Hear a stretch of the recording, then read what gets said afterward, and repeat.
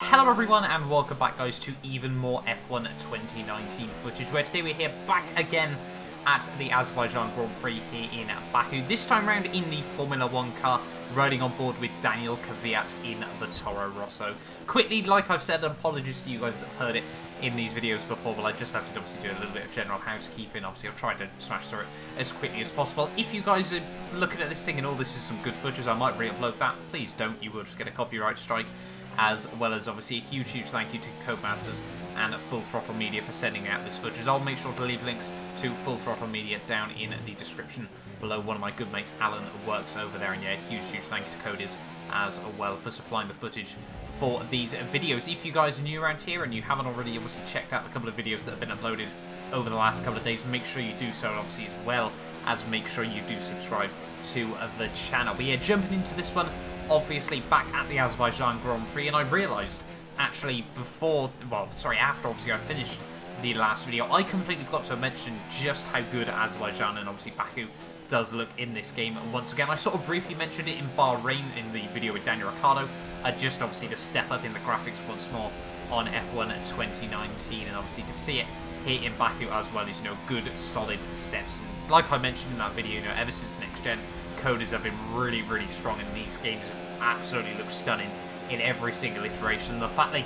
seem to be able to obviously make small but definitely noticeable improvements is obviously fantastic to see as well. It's absolutely fantastic and just incredible the fact they continue to make these improvements on the F1 games year in, year out as well in the graphics department. But yeah, anyway, I'm going to leave you guys on board to ride with Daniil Kvyat then for one lap around this Azerbaijan circuit, and I will be back with some replay cameras in just a moment.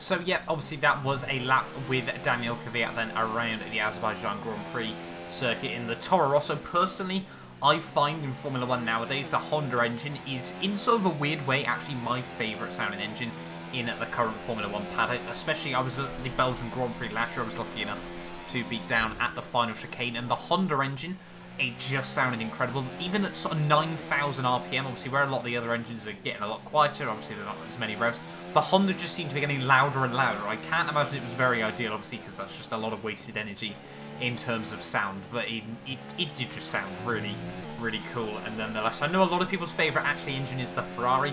Let me know down in the comments as well what your favourite engine is in the current Formula 1 world as well. I must admit, in sort of 2017 it probably was the Ferrari, but the Honda engine at the moment does sound really cool and not far off of the power, which I think is obviously a lot more important to the F1 teams as well. But anyway then, let's jump over on to some replay cams from this footage then, riding on board with Dani Kvyat. And like I mentioned in the Bahrain video, obviously the highlights reel coming to F1 2019 I think is a really really cool implementation. Obviously, I won't try to talk too much about it again, obviously, because it was just for that video, really, I sort of want to be talking about different things for each of these ones. And obviously, a couple of other things that were announced at the event then as well. Obviously, we had a couple of sort of weird ones, so I got a couple of questions still about actually having a look at the Super License update, a new league attendance rating. So I think obviously this is obviously an online feature as well. For those of you guys that don't know, leagues basically are online community created series, Apex Online Racing, if you think, effectively hosted like F1 esports, where people, although not quite the same sort of system, people meet up online and, potentially, obviously, if it's a structured league, they'll run a 50% race each week, and obviously they'll keep a tally of all the championship points and everything like that. I would highly, highly recommend getting yourself into some league racing. It is absolutely phenomenal. And, although the AI are very, very good on these games, there's nothing quite like racing another human being as well. And especially a league like Apex Online Racing, there are so many splits. Obviously, you do time trials and things like that to make sure you're racing people that are your pace as well. And I must admit, in the past, I've had some absolutely fantastic seasons in AOR as well. And obviously, I'm hoping to try and get back in it on F1 2019, try and upload some footage to the channel. But anyway, I'm going to leave you guys on board then with another lap from the spectator cameras here at the Azerbaijan Grand Prix, and I'll be back in a minute.